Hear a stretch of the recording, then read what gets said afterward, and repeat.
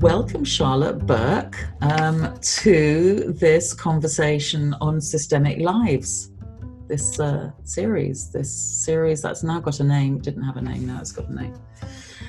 Charlotte, welcome. It's fantastic to have this opportunity to talk with you. I wonder how people know you. I suppose lots of people know you as a systemic therapist, as a trainer of therapists and supervisor, very involved with the supervision course at the TAVI, and of course the professional doctorate in systemic psychotherapy at the TAVI that you've been a big part of. Actually, you've got many different parts of your systemic life: publishing, editing, writing, your very well-known book that should be even more well-known, on a multilingual living. What's the second part of the title? I haven't got it in front of me. I can't find it. That's a good question. Something like explorations of language and subjectivity. Language and subjectivity, yeah. Yeah, so a really good read. We'll talk maybe a bit more about that in a while.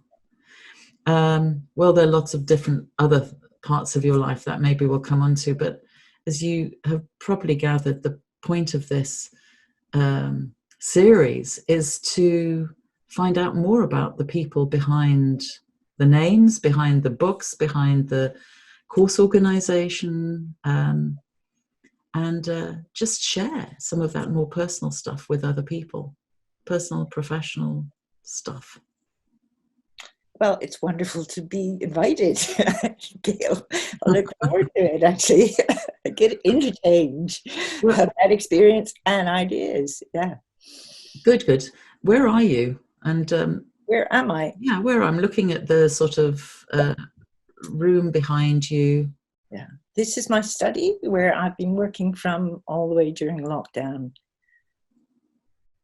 And where are you in London? I'm in London, yeah. I live in a Victorian mansion block flat in nice. North London, yeah. I love those mansion flats. Yeah, they are wonderful. They are wonderful. And it's been interesting being in a mansion block flat during this time because it kind of has accentuated the community here. Mm-hmm. You know, our block is set slightly off the road. And there's only 12 flats here, but you could see people really got connected much more during this time too.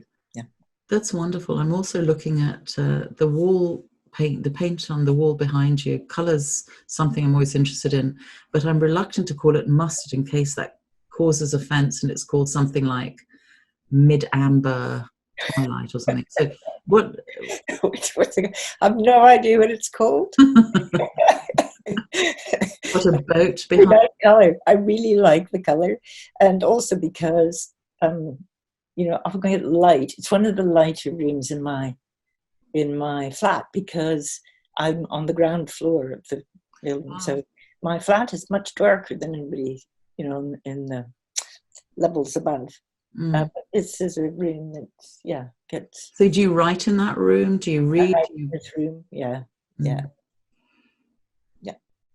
And what's the boat over your left shoulder? Okay, the boat over my left shoulder is a boat which I bought when I was traveling in Vietnam, and it was made by hand by quite an elderly man. It's an extraordinarily delicate and complex structure that he's made with wonderful sails and everything. And I bought it when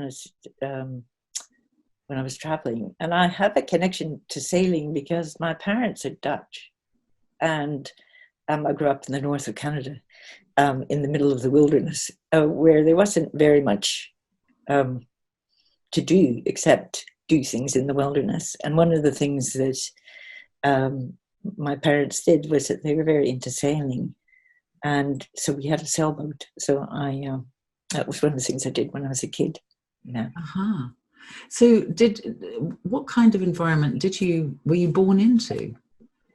What kind of environment was I born into? Well, I was born in Holland. I was born in Holland, as is my younger brother, because my parents were both Dutch.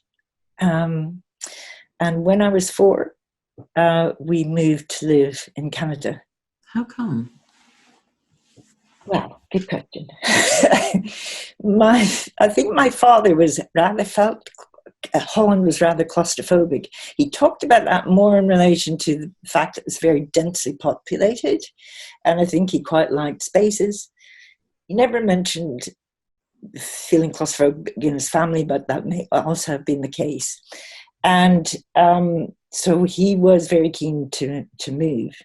Now, they'd had a prior history because my parents got together just at the beginning of the Second World War in 1939. They were both met at university because they were both doing chemical engineering. My mother, like one of 4 women in her year at university, and they could see things were getting really grim in Europe and decided to go to Indonesia, which was a Dutch colony at the time. Because my father got a job as a chemical engineer in a sugar cane factory. And so they were there during the war, which is another whole story, which has had quite an impact on our family. And then when they came back to Holland, I think they were, they felt very disconnected to the experience that had happened in Europe. And then my father was still wishing to go somewhere more expansive. And so we ended up going to Canada.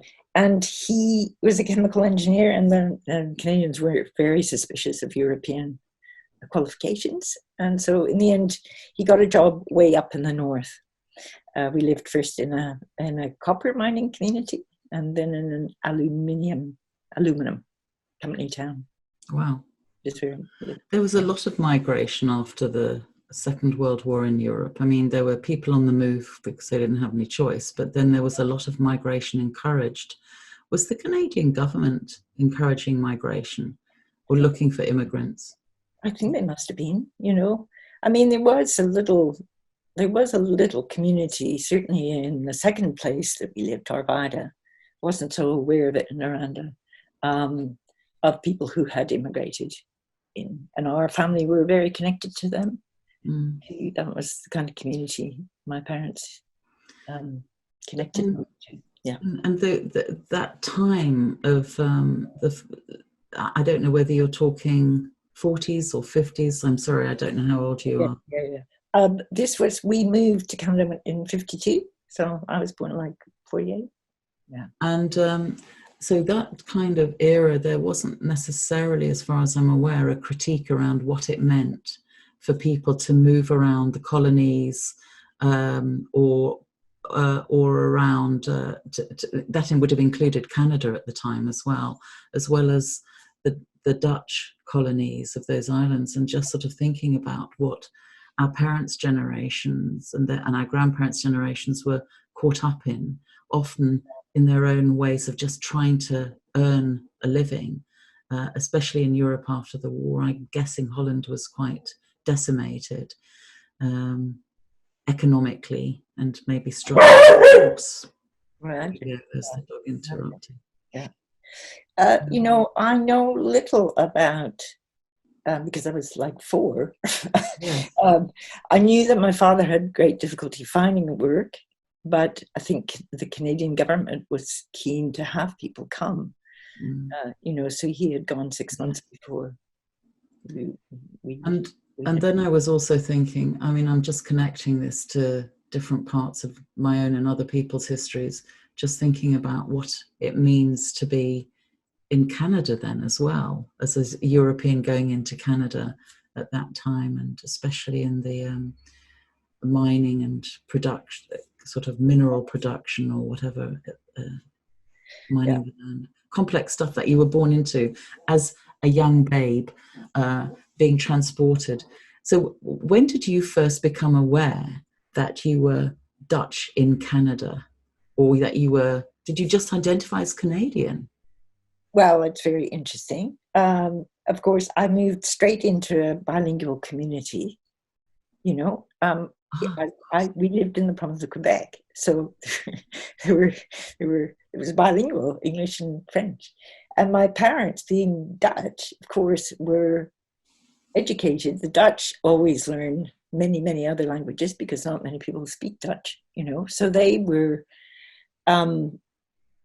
fluent enough in both English and French when we moved. Now, I didn't really think about the effect of that until much, much later, after I'd done my research on multilingualism. My ex-PhD supervisor, Anne Phoenix, invited me to join a research project as part of her advisory group. She was looking at, what was it called? This isn't quite the title, but it's about transforming identities, about having conforming, non-conventional childhoods. And one of the groups she was looking at were kids who were translating for parents, who ended up, and then I realized, of course, I never had to do that.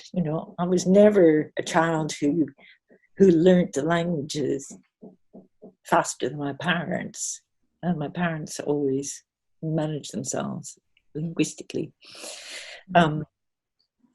That's really fascinating, isn't it? It's fascinating in part to me because I've noticed how many people only make a connection with their doctoral research quite late on in the process, even though they're therapists, they're highly aware, and then these other connections become obvious or clear to them. Fascinating. What were some of the values of your parents? What were they sort of like as people? Well, one of the things that happened to my parents, which was extremely important, was that, of course, they went to Indonesia in 1939 to try and get away from what was happening in Europe, and ended up, of course, Indonesia was captured by the Japanese. And both my parents spent 4 years as Japanese POWs, prisoner of war. So my father was shipped with the other Dutch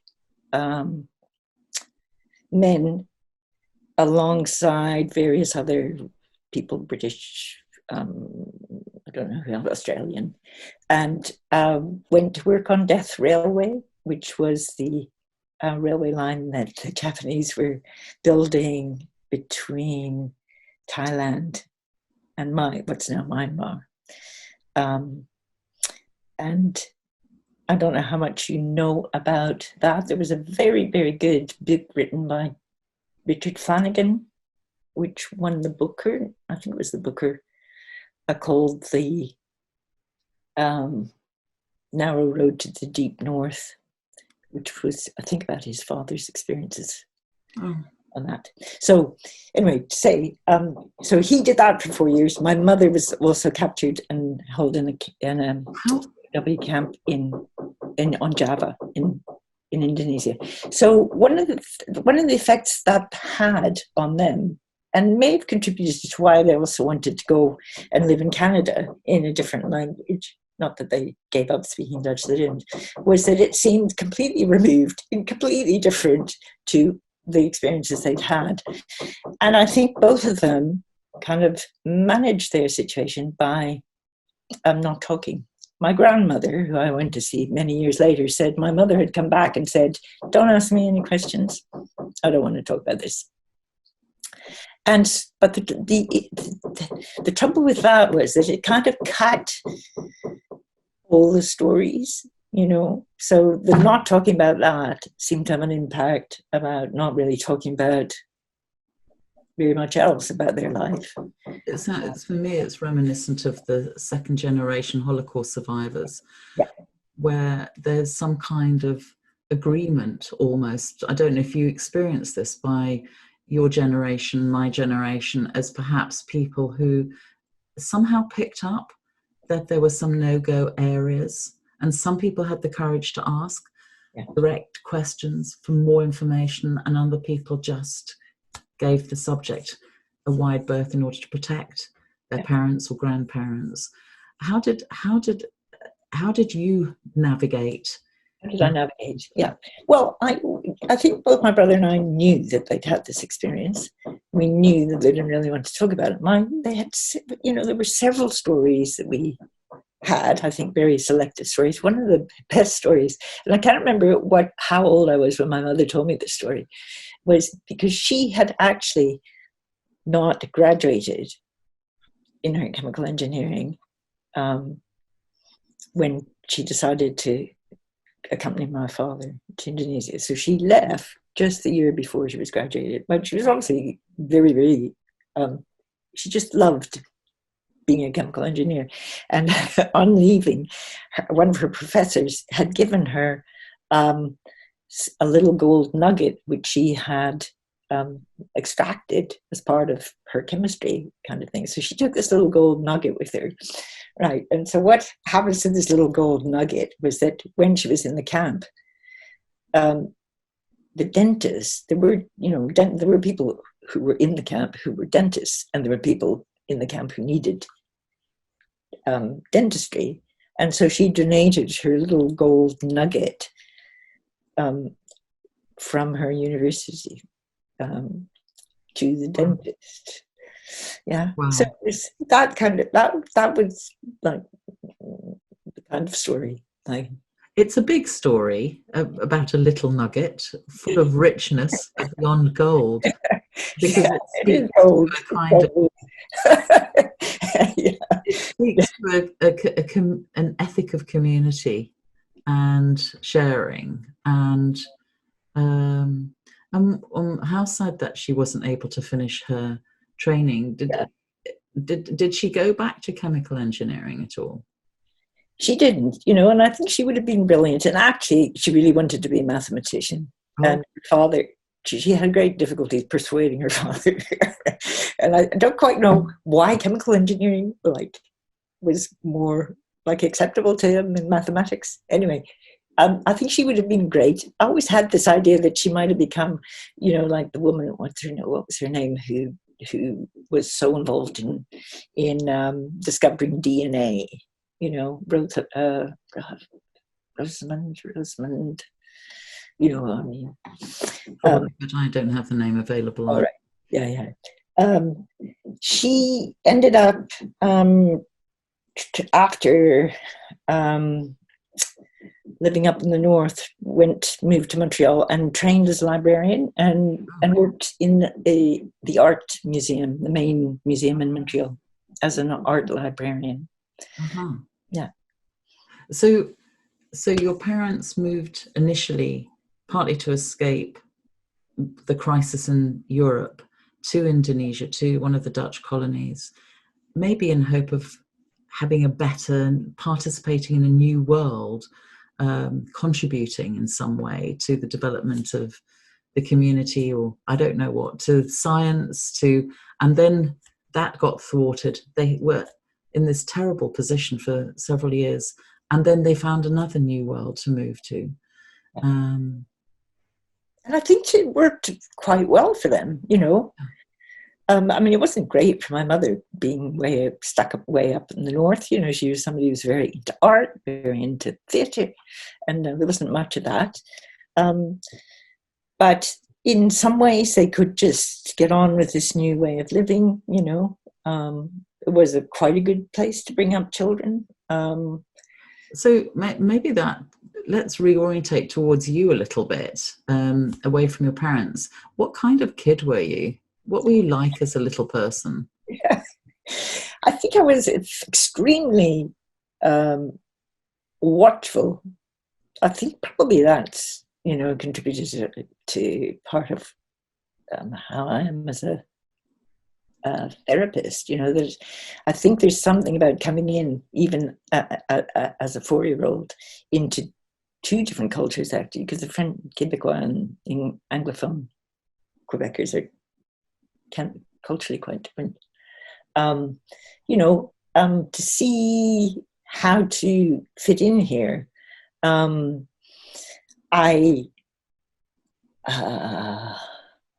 school was never a big issue for me, I just did it. But you're saying that the watchfulness was a kind of cultural orientational thing? Yeah. Okay. Yeah, it was that. Yeah. And how long did that go on for? Did you ever, was it sort of, did it become part of you, or was there a time when you felt like you landed, joined, belonged? Yeah. I think it was friendships. It's always friendships that do that. Yeah. I think, yeah. Um, and and in the second place that we lived in, our family was quite quiet. There were only four of us. All the rest of the family were in Holland. You know, um, there weren't very many stories from the past. So I used to hang out with this friend of mine who had a family of, she was one of seven, plus her grandmother lived in the house, plus her parents were both very connected into the community. So I used to hang out with them all the time to get a bit more kind of life in life. Yeah. So other people's families were kind of presumably quite a lot of curiosity for you, because they had this intergenerational, transgenerational thing going on, and maybe a different sense of locatedness, or were some of them also immigrants to the area? Yeah, I think her father was also an immigrant. Yeah, okay. And he was the doctor. He was the GP for the community. And what's your relationship with the land then? I mean, you said you grew up in the wilderness. What does that mean? Well, it's interesting. If I look around my house, my flat, a great deal of the things that I have on my wall are landscapes. They're really Canadian wilderness landscapes or Scottish landscapes. I think there's something about the connection you get to that I have to the landscape of Canada is something extremely powerful. It's hard to describe because, of course, I've ended up living in London the rest of my life. Once I got out of uni and then I came here and I've lived in London, which is like the most extreme opposite of the landscape that I grew up with. And sometimes I really yearn for it. What sort of landscape was it? Because they're very different areas of Canada, and you're talking about northern Canada. Is it mountainous, tree-clad, lakes? Is it flat? Tree-clad, not really high mountains, but hills, rivers, lots of rivers, lakes, trees everywhere. People would go, if the local scout troop would go out and get lost. You don't have to go lost for 3 days. It's that kind of territory. Winters, long winters, snow. Snow for 5 months of the year. Beautiful, hot in the summer. It was. It was a fantastic place to grow up. Actually, it was a dreadful place to be an adolescent, but it was fabulous as a kid. Yeah. Do you draw landscape? Are you involved in any kind of engagement of an artistic nature with landscape, or is it more that you need to have images around you that other people have created? Well, it's really interesting. I've just started up trying to do some painting badly. So, no, I have done artistic things. I did printmaking for a while, and yeah. What sort of printmaking, and was it landscape related or was it other stuff related? It was, yeah. I've got, birch trees, things like that. Yeah. Okay. It's another way, I suppose, sometimes of staying connected to things, isn't it? Creating pictures, images, and yeah. And to go back to the values of my parents, I mean, it's very interesting that my father, I suppose you could call him a kind of eco, wasn't exactly an eco warrior, but he was extremely focused on ecological preoccupations. he became a consultant around pollution.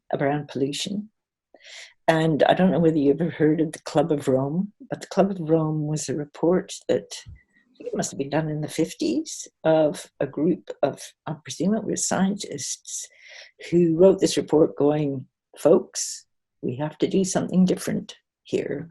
You know, we're on the way of destroying our Earth.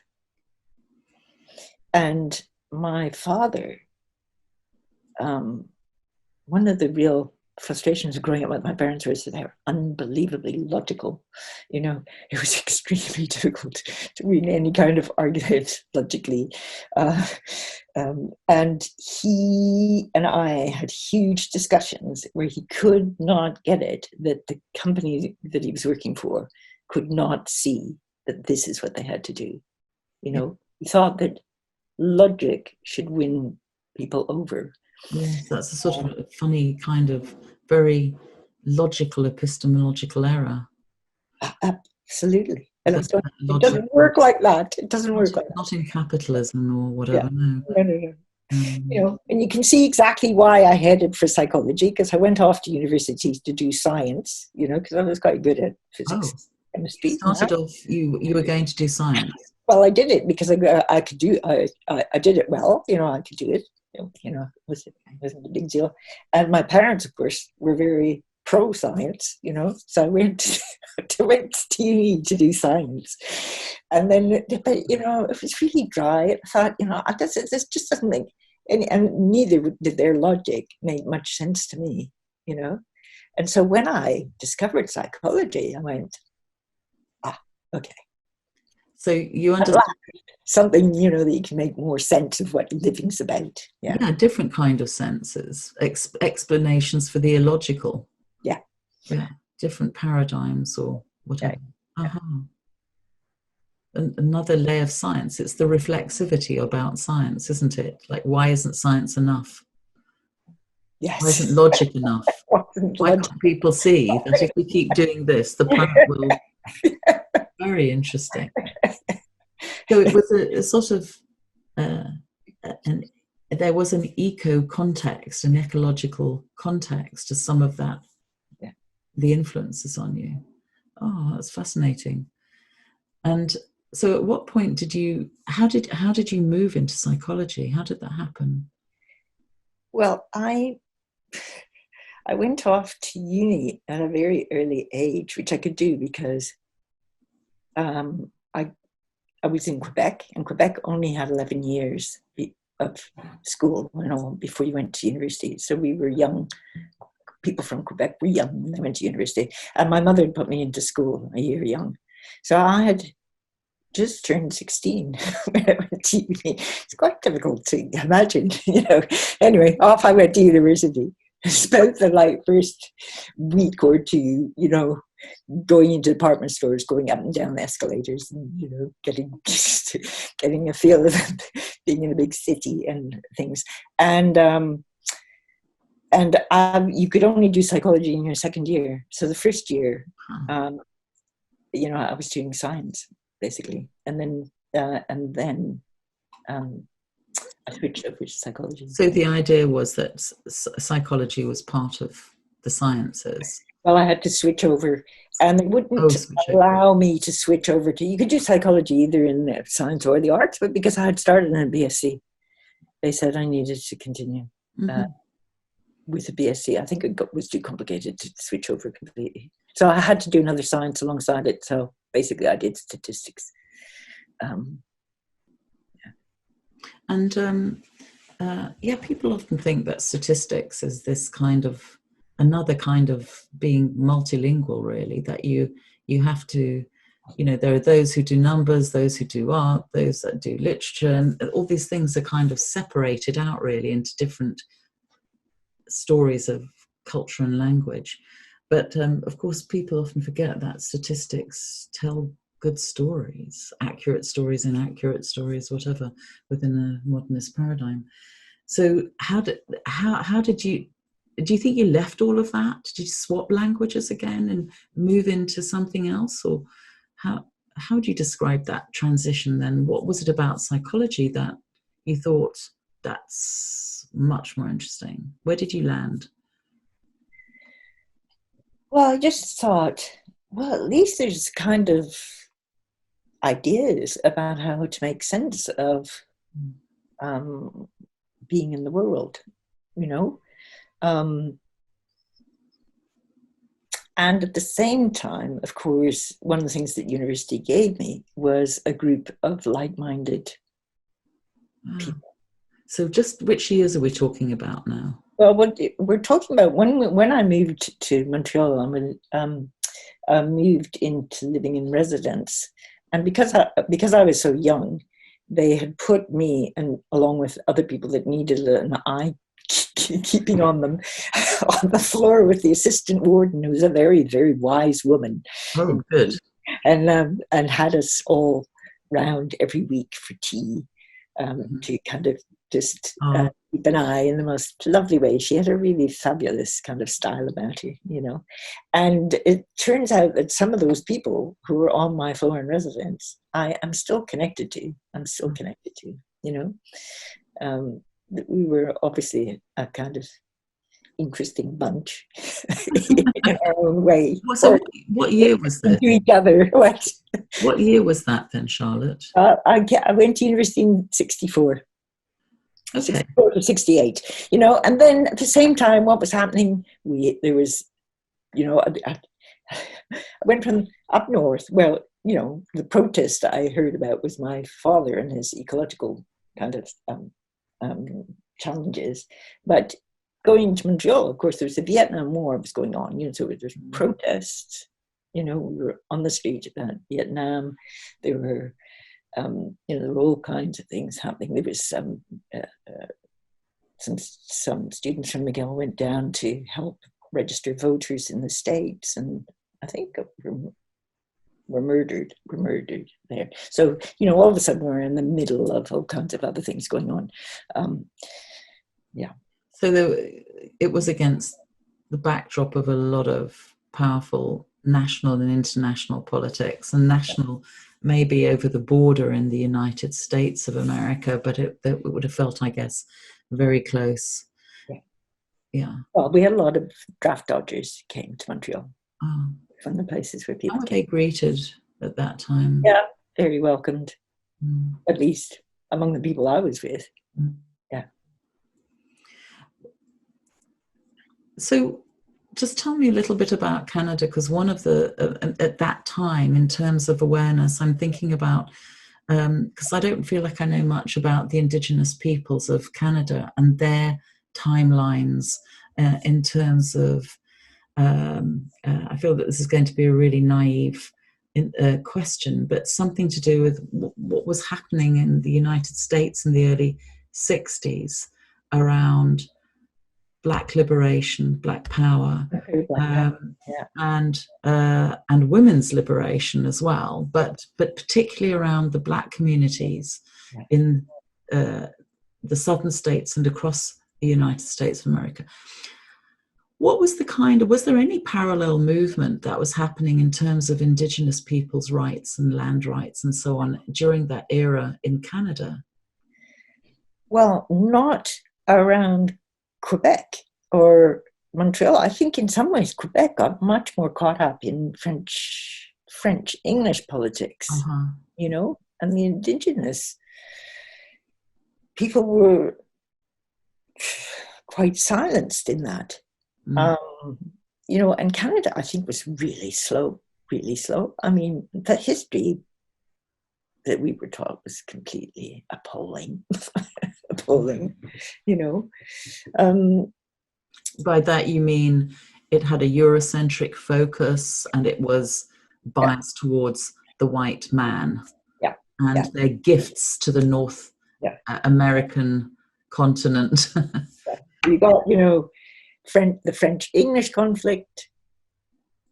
That's where the truth lay. Very, you know, First Nation folk got wiped out and betrayed. And how do you think the backdrop of having grown up as initially an immigrant from Europe, parents with their own quite difficult background during the war. They may not have made it, they did. And then coming to Canada and clearly trying to give to the community, but also being aware of the complex background of national politics around Indigenous peoples. How has that influenced you, do you think, in your work, your conscience? I don't know what the words are. What would you say about that? I mean, Carl Tom, from the other side of Canada, he talks about his identity. I don't know if you've heard him talk about this. He said, I heard him talk in Berlin, and he said that he felt that coming to Berlin was a really big deal for him, because, this is me paraphrasing really rather a lot, because he'd not really owned up to the German or dealt with the German history in his family very much, because feeling somehow that would he'd be allied as what he was calling a tertiary oppressor. And I think a lot of us carry around in different parts of our identities these different bits that we're not, there's an intersectionality, there's multi-layered identities. So what does this do for you, some of those tensions? I'll tell you what it did for me. At the beginning, especially when I moved over to Britain, I had this terrible habit of going, okay, every time something came up in whichever context I had been involved with, Holland, Canada, or Britain, I'd go, well, actually, I'm Dutch, or actually I'm Canadian, or, so there was, I used my identifications as a way to not take responsibility for a while. And now, of course, I feel like I have to take responsibility for everything, and one of the things, of course, that the Dutch, which I realized when I went to visit Indonesia, which I did quite an important trip to Indonesia, both to get a glimpse of what Dutch colonialism had been about. And Dutch colonialism was horrendous, and I didn't hear very many stories about it, but one terrible example was that when the Dutch colonialists went into Bali, a huge number of the population decided that they would kill themselves rather than give way to Dutch. So there's that legacy, and then you're in the Canadian legacy where the Indigenous population were like decimated and live under extreme constraints still, and I know that every Canadian now who's employed has a little thing, as do Australians, acknowledging, that they're working on territory that was taken. And then, of course, the British, well, there's quite a lot. There's quite a lot of, and now I have a British passport as well, of things to be having to own and try and live in some way. The British haven't dealt with the colonial past at all. No. They haven't. No, they haven't. It happened somewhere else, and we weren't there, and we've left anyway. And I don't think the Dutch have done that either, actually. So let's talk a little bit about how did you get into the helping professions? What was your first job? In the helping professions, okay. The first job I had was weirdly, it was connected to the helping professions. It was an organization, which I can't even remember the name of, but we were a kind of sorting house for hostels, for people who needed hostels and wanted to go into hostels. And of course, one of that group were what's called mental aftercare hostels. And so I did that, and so got to know about mental aftercare hostels. And then I went to work in a hostel, which took people who were coming out of Goodmayes and Claybury, He was based in Ilford, or near Northeast London. Northeast London. Northeast of London. Yeah, yeah. So there were people who either didn't have families to go back to, or wanted some kind of transition from being in psychiatric hospital to, getting back. How were you practicing then? What was your job? I was probably, I don't know what my role was called, Well, was it a warden? I might have been the assistant warden or something, I mean, had a psychology degree, but, that was my... Did it feel like talk with people was an important part of being a warden, or was it more placement organisation? It was talk, yeah. It was talk. Yeah. And that was when I'm just trying to keep a sort of timeline in my mind. That would have been in the early 70s. In 69, 70, yeah. So how, if at all, were the wardens and were these hostels influenced by what else was happening in the post-psychiatric hospital kind of alternative psychiatric provision? I'm thinking of R.D. Lang and, the Richmond Fellowship, the Philadelphia Association, Arbors. Yeah, it wasn't set up like that. I mean, the guy that I worked with, who was the warden, I thought was very interesting, his approach. But he wasn't an R.D. Lang type person. But he wasn't exactly anti-psychiatry, but he was certainly, I think, was well aware of the kind of some of the more negative aspects of people's stays in psychiatric hospitals. And interestingly, from there, I then went actually to work at Frere, and I went to work in a psychiatric hospital at Frere and Barnet. At Frere and Barnet, which, as you know, was one of these Victorian asylums that got set up, and was a pretty extraordinary place. Which had quite a lot of people in who had been incarcerated really by families many years before that, who were very, very institutionalized. So it was quite a shocking kind of experience for me. What did you do with the shock? What did I do with the shock? Yeah, what happened? Well, I tried to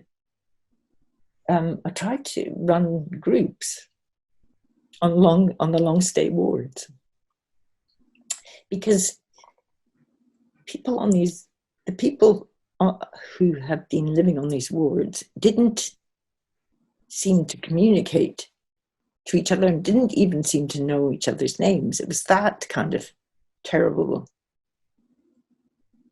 My God. No, it was really shocking. And so I started running these groups, to just get a bit of communication going between people. And sometimes we'd go outside. And but what I remember most about that was that the nursing staff were not so pleased about this development. Because it all of a sudden made their job, they felt that it made their job more difficult, because people basically been sitting around the room not doing anything. And so there was people being much more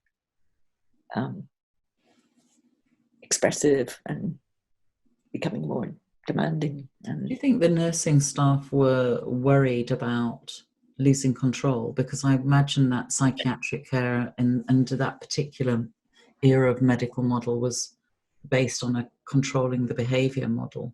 It was. Yeah, I think it was. Yeah.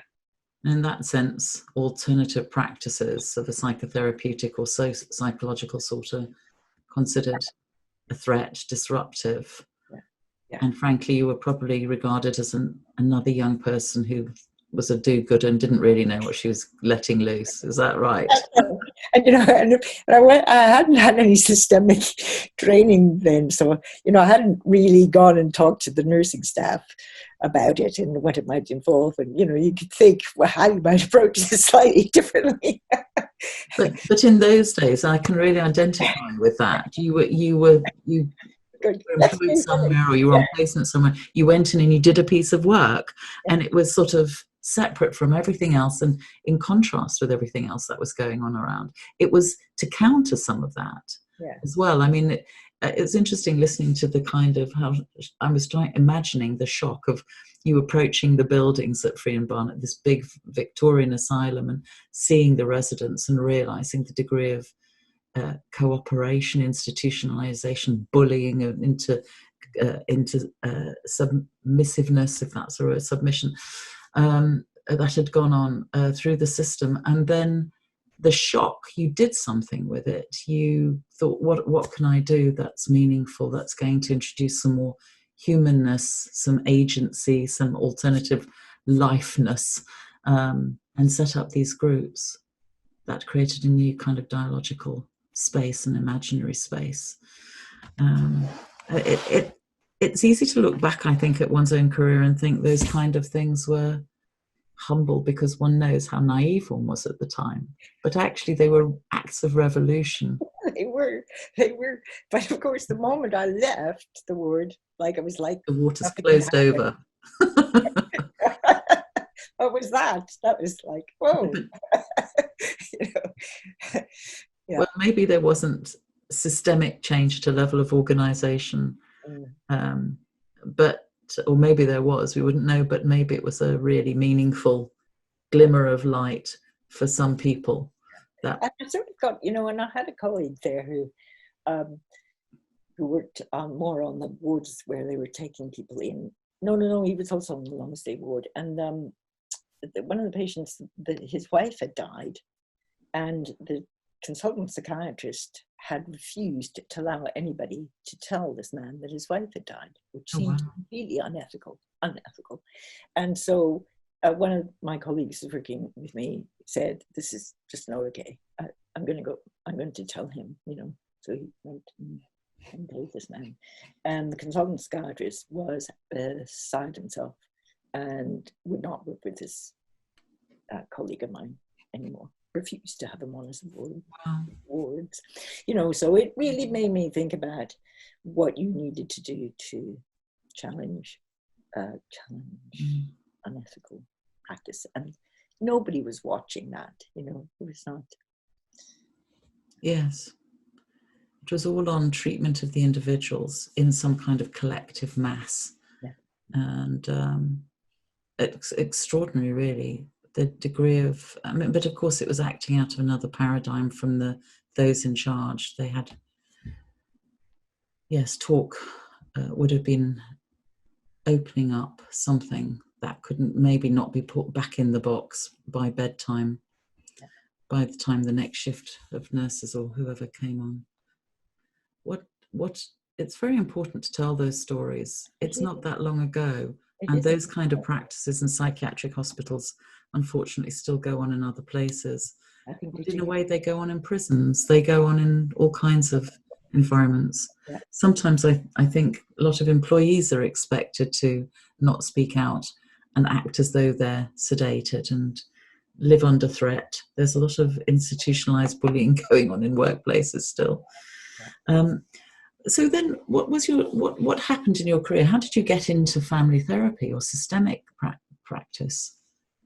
Well, what happened then is that then I moved to working in Hollywood House, which was in the grounds of Free and Barnet. It had 4 wards that were acute wards.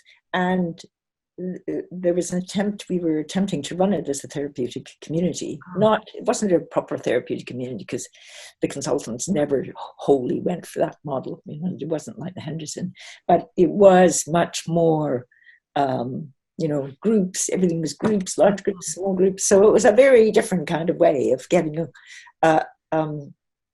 doing things, of getting collaboration, it was quite an exciting time. At the same time, I decided to, it made less and less sense to me that people were getting plucked out of their environment and stuck into psychiatric hospital. So I started to push one of the consultants to see families with me. And so we started a little bit of family work. And then I went and trained, did a training and I did a social work training because my psychology degree wasn't seen as good enough to go into a clinical psychology training, and I would have had to do other things, but I could go and do social work masters. So I did that, and during the masters, which was at LSE, Robin Skinner came and did lectures on family therapy, and I went, fantastic, fabulous, this is it. This is it. He was just a brilliant presenter. I mean, later I started to think that he was rather sexist, and there were all kinds of other issues around, but he just captured me, and so that's when I decided this is what I wanted to do. Wow. Yeah. So where did you do family therapy training, or did you? Well, my placement, which was a year's placement while I was teaching, was at Woodbury Down Clinic, where Joe Gore-Barnes had worked, and Robin Skinner had also worked, but he wasn't there anymore. But I worked with someone called Wynne Roberts, who was, one of the people involved in the setting up of the Institute of Family Therapy. So she was my supervisor on placement. Yeah. And I also did a piece of research because I was doing a master's, which I went around and interviewed families who had gone to the clinic to see what they had thought about their experience of the clinic. Woodbury Down had a reputation. It's interesting that it had a quite, it was one of those seats, and maybe still is for all I know, of innovation and radical practice. And it wasn't set up as a teaching clinic. It was just what we now would call a CAM service in probably North Hackney, thinking of geography. So you were there, and then what happened? How did you end up at the TAVI eventually? What was the route? Well, then I went to work at Great Ormond Street. Oh, okay.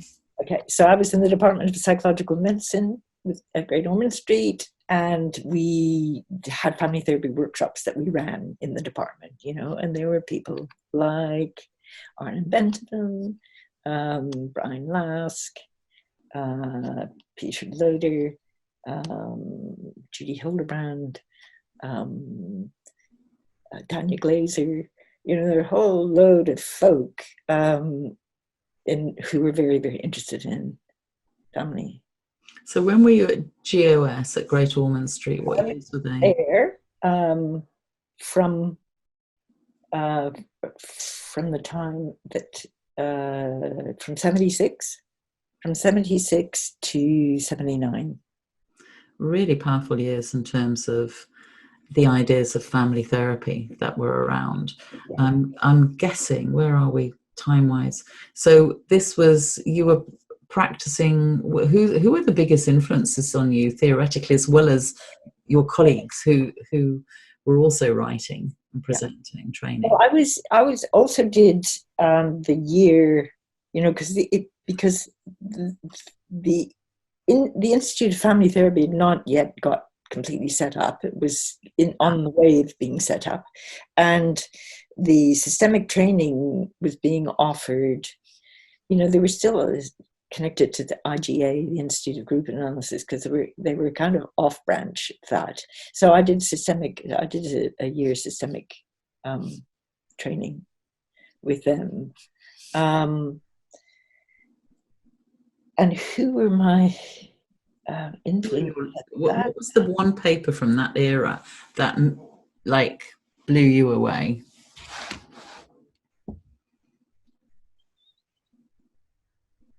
Wow. That's a bit of a tough question. It is a tough one, because when I was thinking about influences, I was thinking much more about what happened to me once I got to the training at the Tavistock, even though between from Great Ormond Street, I then left to have to go on maternity leave because I had my son. I was 79, and then Great Ormond Street would only have me back full time, so I went to work in Islington, well, what was called John Family Consultation at that point, not CAMS, where we worked with a very wonderful little family therapy team of Peter Loader, myself, Tara Weir-Manthry, and Ruth Erskine.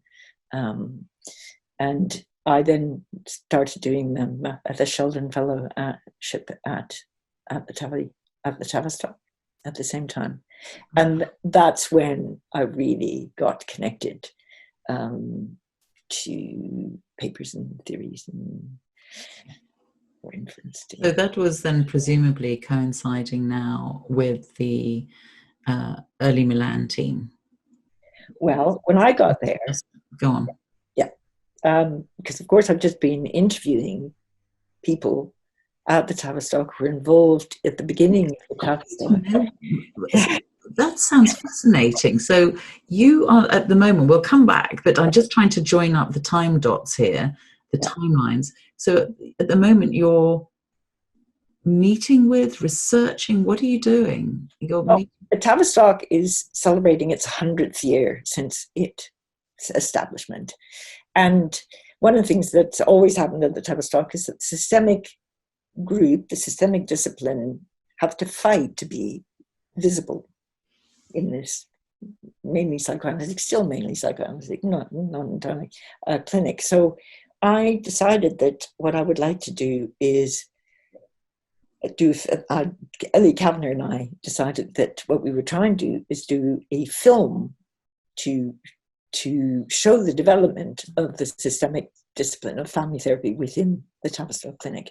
And so we set about doing interviews with some of the people who were around at the beginning of developing family therapy. So I've done some interviews, filmed interviews with Joel Goyle-Barnes, with Roz Draper. I had already done interviews with David Campbell before he died.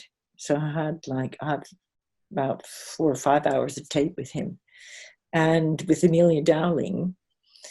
And at the moment I'm trying to intercut them into a film that will make some sense and will be interesting about it. So I did my training on the Sheldon Fellowship in 1984 to 87.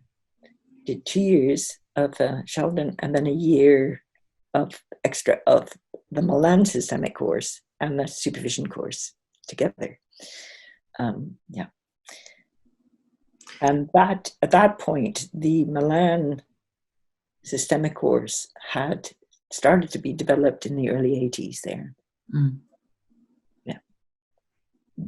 I remember that. Do you remember that book that David and Roz and I can't remember. Caroline, maybe? No, Claire Huffington. The 20 questions for the Milan approach. And it was a very strange size paper. I don't think it was A3. And it was ring bound at one end. Yeah. Do you remember that? Yeah. I haven't got the original. Yeah. 20 questions for a Milan approach. It was really, it was a bit of a paradigm shifting document and era. Unbelievable. And of course, what happened was that because the Sheldon Fellowship, which was an amazing program that you could apply and they would pay for your training, because Rosie Whiffen had managed to get some money to do this training. And it was set up by Rosemary Whiffen, who people have kind of forgotten because she's not somebody who has written very much, Rosemary Whiffen, John Bing Hull, and a woman called Frida Martin, who's a Canadian psychiatrist who was the chair of the Child and Family Department at the time. And the three of them got this, both set up a family therapy workshop, and then Rosie and John set up the training program. And they ran this program. And then, of course, David was on it, and so was Roz Draper. And then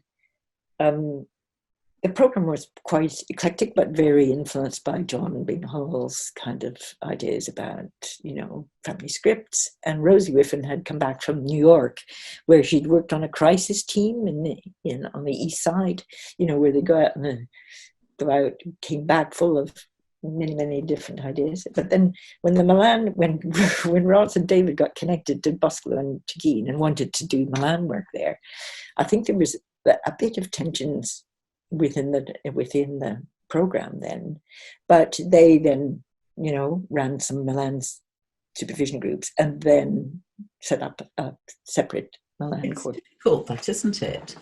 When change happens, new theories come in, and you don't want to be disrespectful or dishonor those heroes who've taken things this far, but that things somehow need to open a new space and go in a different direction when there's a paradigm shift in effect. Very tricky things, and I feel that they always take us by surprise. Yeah. And then, of course, who did they have in this supervision group? As Jill said, they had Peter Lang. It was Peter Lang, Martin Little, Elsa Jones, all kind of buzzing away with it. And then I think when Peter and Martin finished the training, they then immediately set up Kensington Consultation Centre.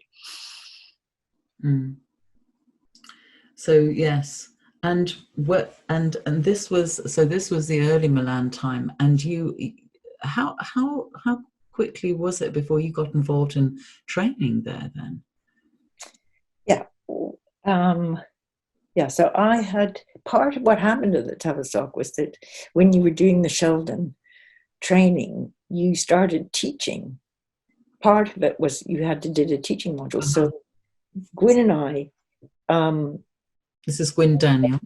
Yeah, Gwyn Daniels and I taught the first year of the systemic training as part of our Sheldon fellowship, because it was Roz Draper's idea that somehow if you had to teach, it really connected you to having to own the ideas and be able to communicate them well. So we started to teach there during the training time. And right after completing both the supervision course and the Milan systemic course, plus the Sheldon, we went, both Gwyn Daniel and I went to do supervision group at IFT. Barbara Dale had invited us to come and be supervisors there. Wow. So you really have been around at beginning times. I'm sure at the time you felt like you were joining things that were already being set up. But actually, when you look back now, I guess you see how you were there for a lot of launches, a lot of elaborations, new developments. Can you think of any pivotal moments in terms of clients, families who've taught you something where that's introduced its own shift? I'm putting you on the spot a bit there because it's easier to recount where one's been and who and what. But I was thinking maybe it's important also to try and bring in the voice of families, people who've been important to your learning, individuals. I think sometimes the families you learn most from are the ones that kind of haunt you for a while. I can remember working with a mother and daughter where the daughter had ended up going and had been placed, it was looked after, which of course at that point was called, going into care. And there was something about the work that happened there that didn't,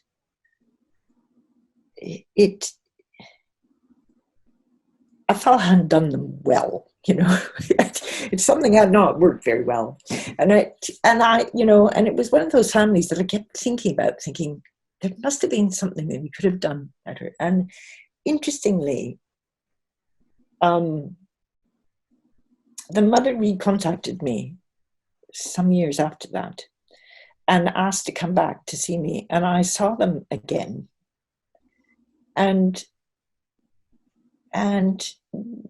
then we were able to do a piece of work around really thinking about how at the time, that was probably the best decision she had been able to make for her daughter, you know, and and um, and it just felt as if the conversations were much more generative than they had been. What did I learn from that? I don't know. I guess it's very wonderful to have a second chance. And maybe that even things play, when you have doubts about something, there must have been something that happened in that connection that she was able to come back. We don't always get opportunities for that kind of feedback. And the feedback is maybe just somebody recontacting you. That's already feedback. Yeah. And doubt feels like some kind of ethical stance, doesn't it, within sort of post-positivist therapy. Yeah. So, how do you teach people, whether they're doctoral researchers in the systemic field or supervisors or therapists? How do you teach doubt?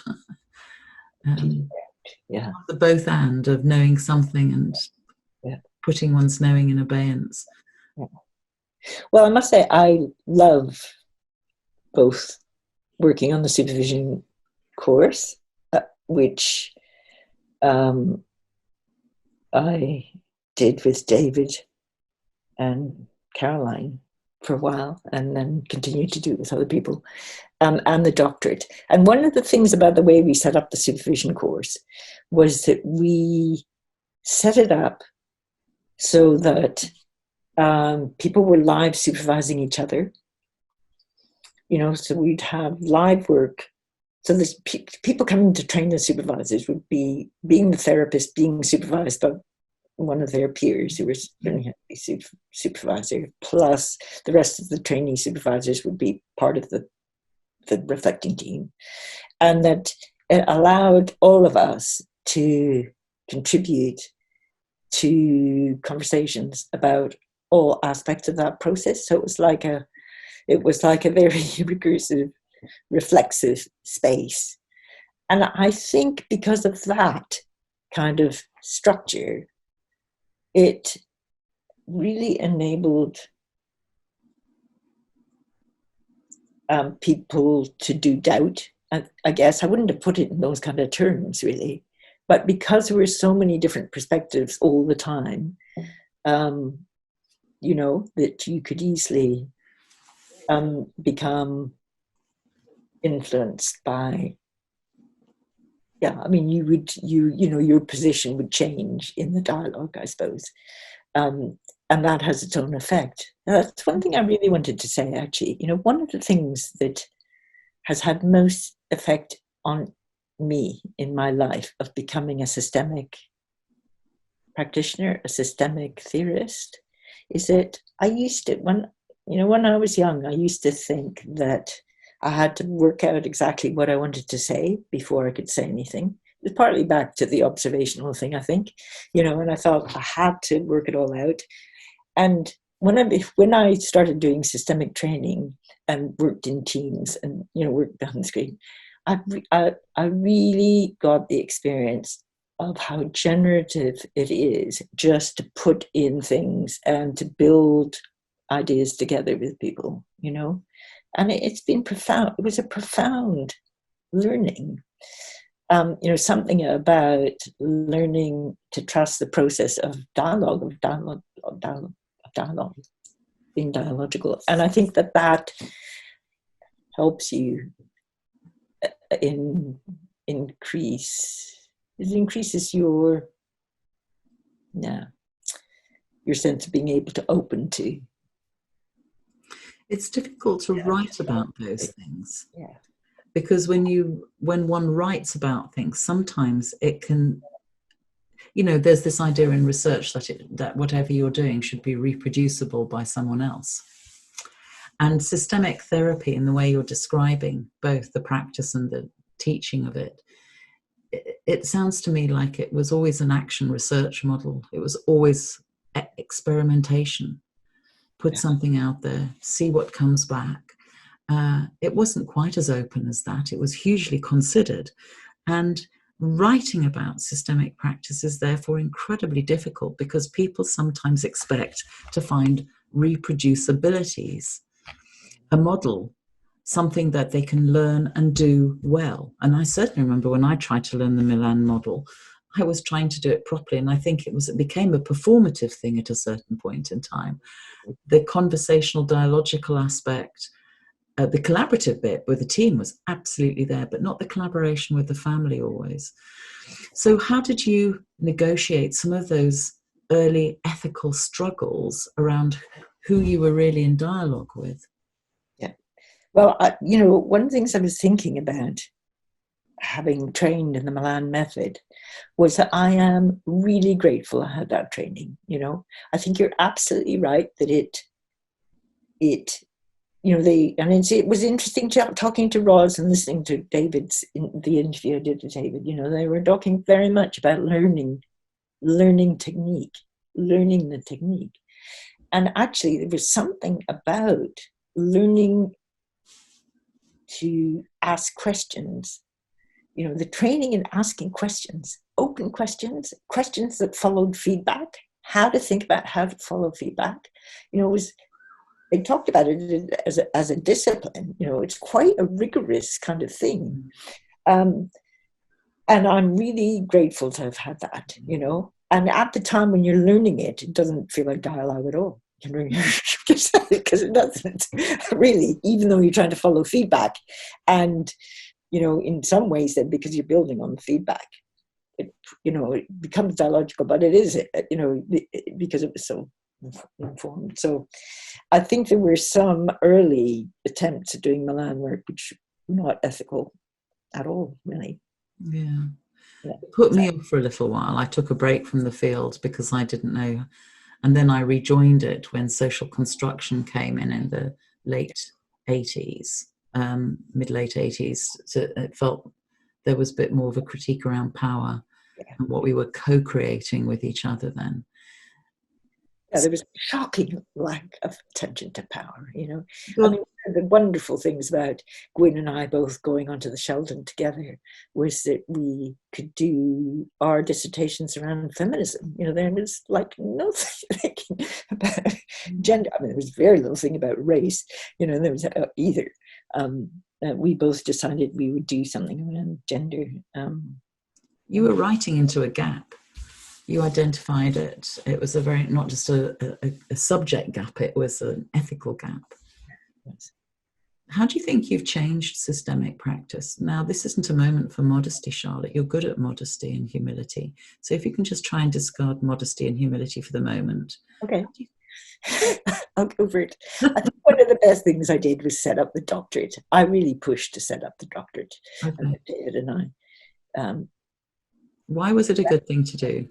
Because, it seemed to me that was the way we were really going to develop our field, and the kind of research that people were doing in masters, and not all masters have a research project, often put people off research, or they couldn't really get, there wasn't time to do it. And the doctorate was set up for people who started getting curious or preoccupied by certain things about their practice, and then they could come and really develop the ideas, and people changed more fundamentally on the doctorate than even that they did when they were training as systemic or narrative or, therapists. You could see, and then people would say, my practice has changed, everything had changed. So I think that had a profound effect.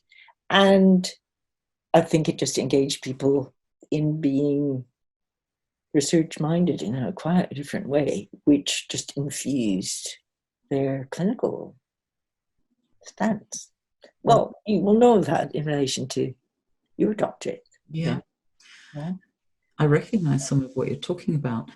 I'm also interested in how some of the things we've talked about before will have influenced how you've set up a doctorate, what it is in the culture, in the learning culture, and the stories of what knowledge can be. that have, drawn all the different bits of your working life and those contributions of your colleagues in different workplaces.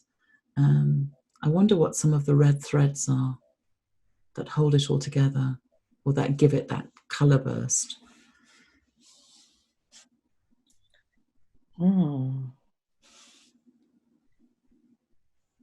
I guess there's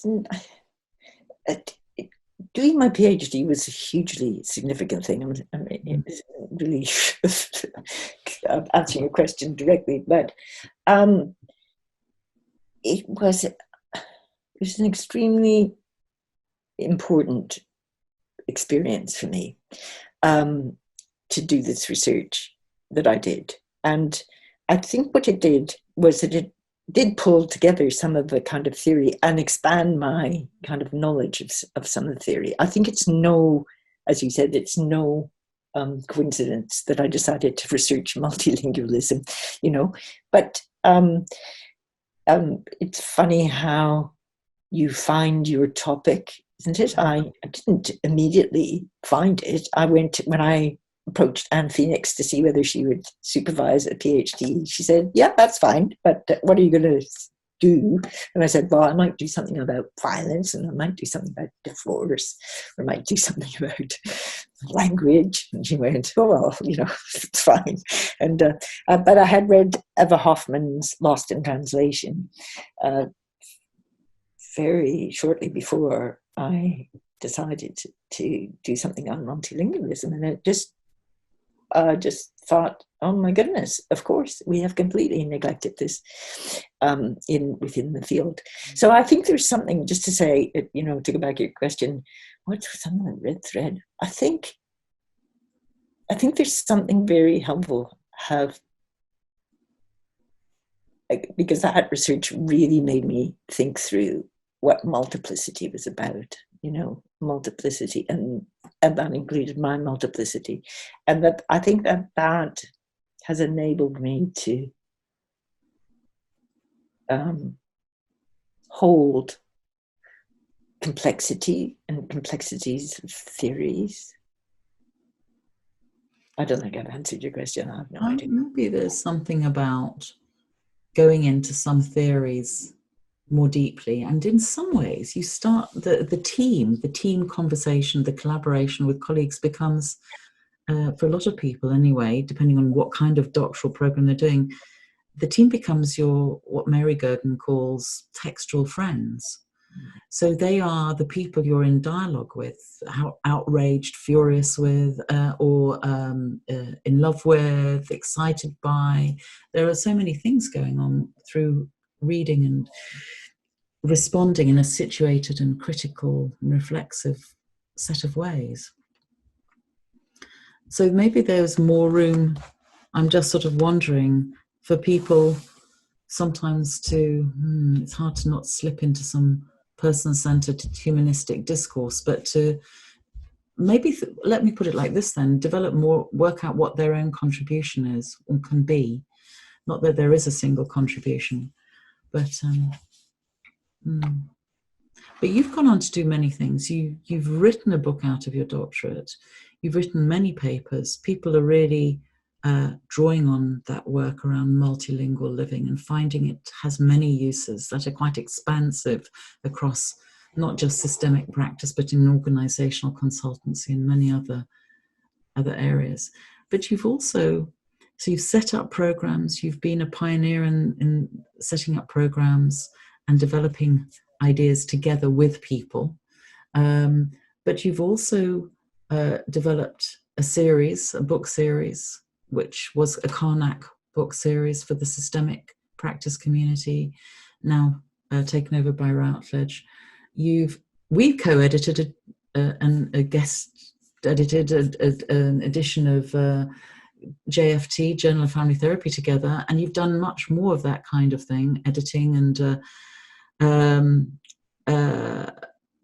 we've jointly organized conferences together, the Systemic Postgraduate Research Conference.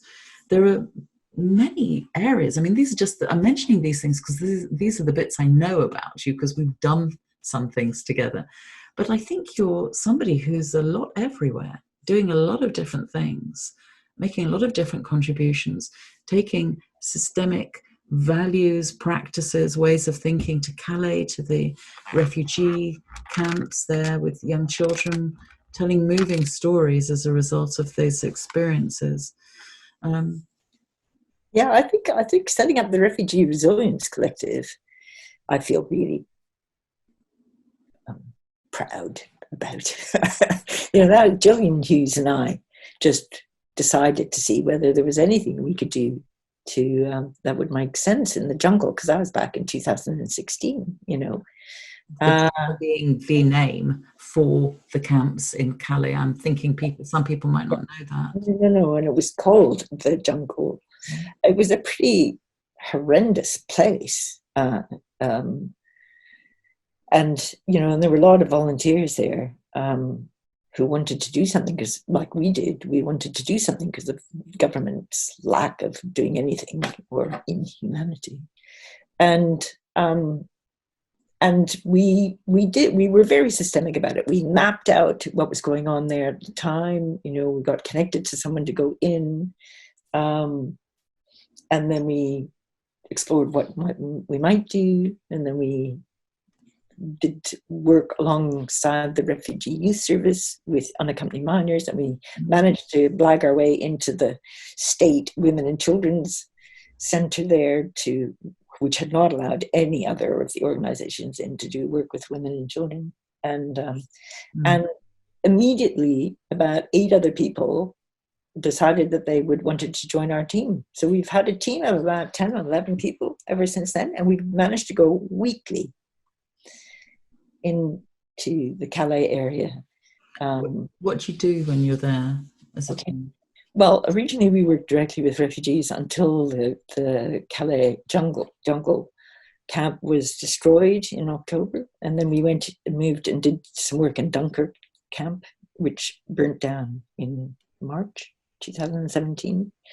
And then after that, it was much harder to do direct work for us with the refugees, because people were having to move all the time.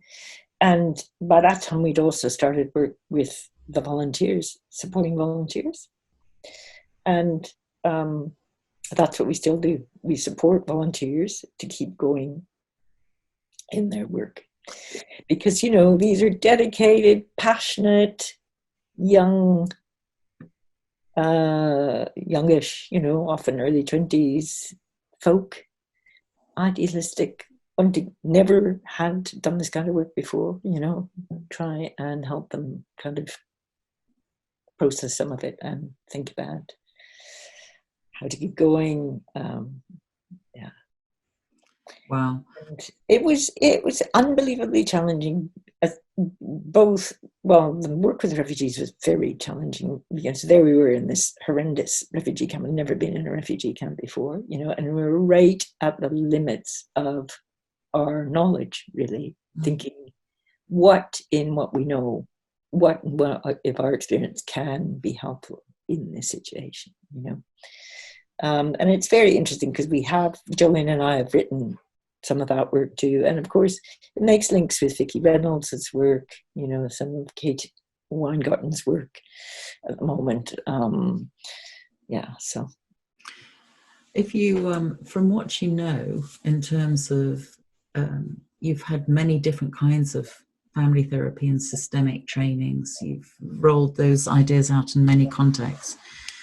What else should we be doing from your point of view as a systemic community to be useful with our systemic training? I think one of the things that I still think we need a lot of work on is around power of all kinds. One of the real sadnesses for me is how little attention we've paid to Michael Guilfoyle's work. Some people have not even ever heard of Michael Guilfoyle, who sadly died a couple of years ago, but some of his work on power and looking at power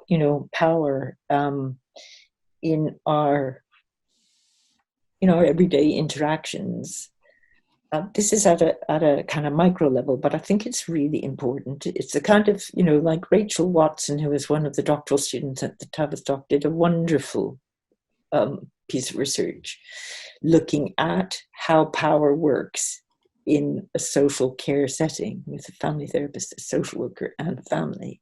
It's that kind of attention to, because we talk so glibly about collaboration, and Michael Guilfoyle did brilliant work looking at how power is operating all the time, anytime. Anyway, so I think some of our thinking about power, and I think we just need to be more in the political arena. We need, I think I would really wish that AFT, our organization, would commit as part of its ethics to saying we need to be active at a political level. That we can't do our work only at the level that we're doing it, because the political has such. So you're talking about different levels of system or systemic problem. Yeah. I mean, this is something that I worry about a lot as well. We're starting at Murmurations, a different stage of the writing project, and we're starting a weblog called This Systemic World, where one of our preoccupations is how to encourage systemic thinkers to join up the dots, so that we don't just see, this is one of my worries, is, and I'm interested to hear what you think about this, is that we don't just think about systemic training as getting a qualification to practice and then becoming almost owned by an organization and told what one can and can't do in the context of their policies, agendas, finances, whatever. There's something about the Calais project that's sort of, there's an irony to it. It's about the free-spiritedness to make autonomous decisions to go and do something, which is ironic that it's with a group of people who are captive, unable to move around and go and do something, but that's lacking autonomy. But there's something about that using systemic as almost as a form of action research. Let's try it and see. Back to some of that earlier development of the Milan and other approaches. Let's try something. The centrality of experimental, relationally, ethically driven, can't think of the right words of way of putting it, but driven by relational ethics. I completely go with that. I think action research is one of the most potentially politically generative projects we can be involved in, because you often can get things implemented if you put it in an action research frame, and I've seen that in doctoral work, the people who've tried to bring new innovative things into the place of work have not been able to do that. But if they frame it as an action research project, then you can do it. Somehow has some validity. What? It lends it validity to give something a name. We're doing an action research project. And for those people who aren't familiar with the term, it's have an idea to fix something that's not right, make a plan with people, take a step or two to see if that plan's working, pause and reflect and see if it's working, either carry on doing more of the same or do something differently, but keep going around that cycle, spiral, whatever. A lot of review, pause, reflect, do. And so I think a lot of people are very worried about losing their jobs, losing employment, if they don't conform and perform a certain story of what apparently systemic therapy is or mental health provider is. You in a sense, did your professional growing up initially confronted by these very heavy institutions that had been doing something this way forever, and you always were going to remain marginal, yet somehow you made the space to do them. Even in that very first group in Free and Barnet, you carved out somehow some psychological space, some time in the schedule, whatever you did, you made that space. But there are a lot of, and maybe you've done a lot of your training and professional growing up in marginal spaces on the edges where there was room for newness to emerge. What do we say to people who feel that the family therapy field, the systemic therapy field has arrived. It's got these concrete courses. They're not that concrete, but they look concrete maybe to somebody starting a program. There's a curriculum that defines it. There's a qualification that defines it. And then you can apply for certain jobs in relation to this. And how do we convey to people that these are still fluid conversations in progress, and that it was set up as a movement, as not to be a finalized profession? Yeah, because you can see how easy it is to get caught up in orthodoxies, within the profession, but also within the institutions that we work in. Yeah, and it's something, one thing I really learned about the Tavistock, which was not the easiest institution to work in. In fact, it was quite a difficult one to work in, was how persistent you had to be. You had to decide to do something, and then you just had to just keep on trying to find a way to keep on the case. Do you think your systemic thinking helped you with that? Yeah, I think so. So, because probably because you don't get stuck in thinking just this is the way that it has to be done, or so that you're always thinking. In that sense, systemic practice and systemic thinking is a form of subversion, or in the interest of good practice. Yeah. And then, one thing I really learned from David Campbell, for example, David Campbell was brilliant at always saying, okay, so what's the opposite of that? That would be one of his questions always. So what's the opposite of that? And you'd go, you stay in binary thinking there, the opposite of, but still, he was very good at provoking a different way of looking at things, And I think that provocativeness and what Shakeen often referred to as irreverence, that playfulness, is something that's very important, perhaps one of the most important things to retain in systemic training, systemic research. Maybe that's part of what I'm imagining the doctoral program you set up is also encouraging, some irreverence and playfulness and moving around so that one doesn't settle into any one position. So something about systemic reflexivity that just keeps us moving. Yeah. What do you think needs to happen to keep the systemic field moving so it doesn't settle and gather dust and become... Well, I think we need to find a way to become politically active. Okay. I really do think that, So how do... You just see this thing about how I have to say that, I don't mean to do that, but we haven't really taken on board Black Lives Matter and what to do with that.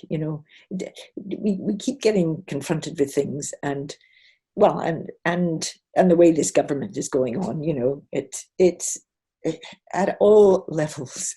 What's going on in this country is just dire, and it's very hard, of course, to work out how to be effective. But I think we can't just continue at the level that we're operating on.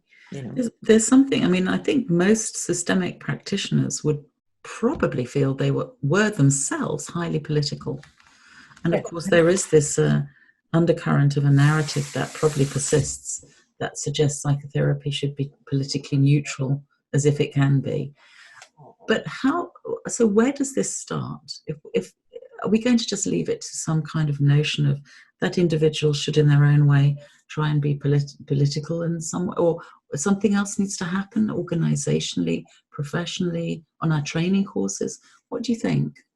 I think we definitely need to build solidarity. One thing I've really learned in Calais around resilience is that resilience and activism only work through solidarity. That's, we need to build solidarity, connection. I think it's very, I think. Well, your one of your first forays into doing therapeutic stuff was the group stuff. And it sounds like you saw resilience that can come out of that. and sometimes in quite furtive ways, because people have to do things sometimes secretly before they can go public about them. And that is against some of systemic values around transparency. But some transparencies can be naive. So there's some challenges for us. And I really think for our training programs as well, that we review our reading lists. Yes. Yeah. Read much more of that theory around resilience and what it means to be an ally, what it means to be Black, if indeed there are single stories to be told, which of course there aren't, but to actually help people read critically. Sometimes I wonder if this isn't a moment to even pause all existing curricula and just read outside of what one would normally read or watch, something like that.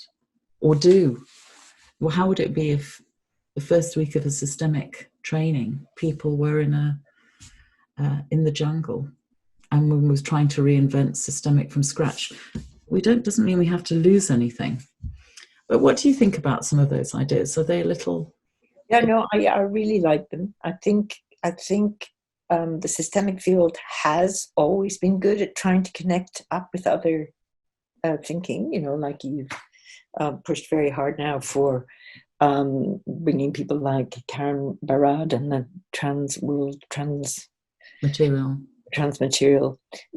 that and sometimes that hasn't worked so well because people take a few phrases, writers, and never really get engaged with them. But I think that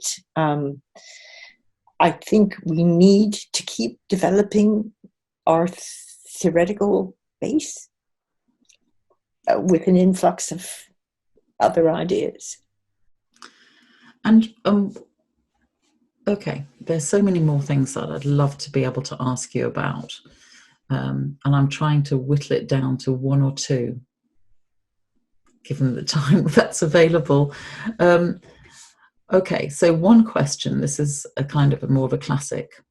What do you think would have been a good question to ask you, Charlotte? What's the one question that you'll regret not having been asked if I wasn't asking you this now? Goodness. Or something you would have wanted to speak about? One thing I haven't spoken about at all to you is the fact that I am somebody who has been a single parent most of my life.